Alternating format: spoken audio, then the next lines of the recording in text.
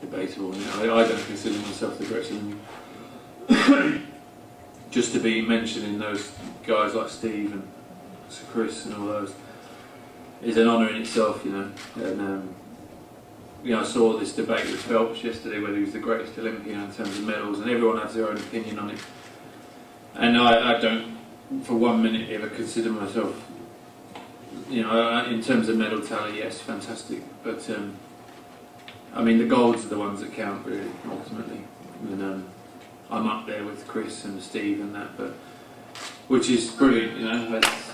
I never imagined that when I was a kid, but so to be up there in those companies, fantastic. And but in terms of medal tally, then it's just a number, really, and whatever it is, you know. But yeah, it's just another thing to take in and try and absorb, really, along with everything else that's happened in the last 6 weeks. I left home 6 weeks ago for the Tour de France, relatively, in cycling circles known, but relatively no one, you know, in general public terms. And a lot's changed in that 6 weeks, you know, obviously come back from the Tour and then doing this.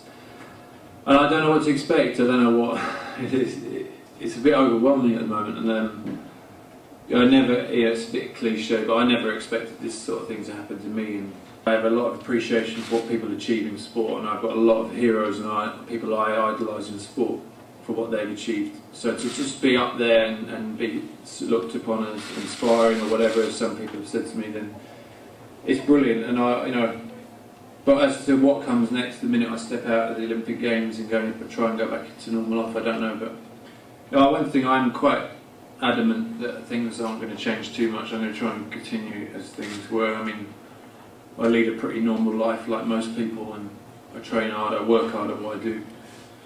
But ultimately I'm very normal in my life, aside from cycling, and I'm not a celebrity. I will never be a celebrity. I don't consider myself a celebrity. I despise that whole celebrity culture. I think this country's become so fascinated with people that become famous for not achieving anything in their lives. And I think that all the army people that have been here at the security checkpoints and things through this Olympic Games, you know, you speak to them and you see what one of the fellas said to me yesterday, that he read my book the night before they went into Helmand, and you know, for someone like that to say that to you, I think that summed it up for me, because that was because you know, those kind of people are real heroes. What they have to go through, and this is just sport, and it's nothing. It's a different world, you know. So that's sort of more humbling, really. And I think that's kind of keeping that check of reality of what this is. At the end of the day, we're sportsmen. We do what we do, and it's fantastic. But there are other things out there in the world that are far more important than what we're doing on this stage. And I think as long as you don't forget those kind of things, then you don't become so engrossed in your own arsehole. And I think that's more important, really. And I, as I said, aim to just continue normal things, you know. After the Olympics is done, my kids go back to school in September, and I'm taking them back to school, and in the mornings pick them up and go to Tesco and get a pint of milk, because that's normal life, that's reality, you know.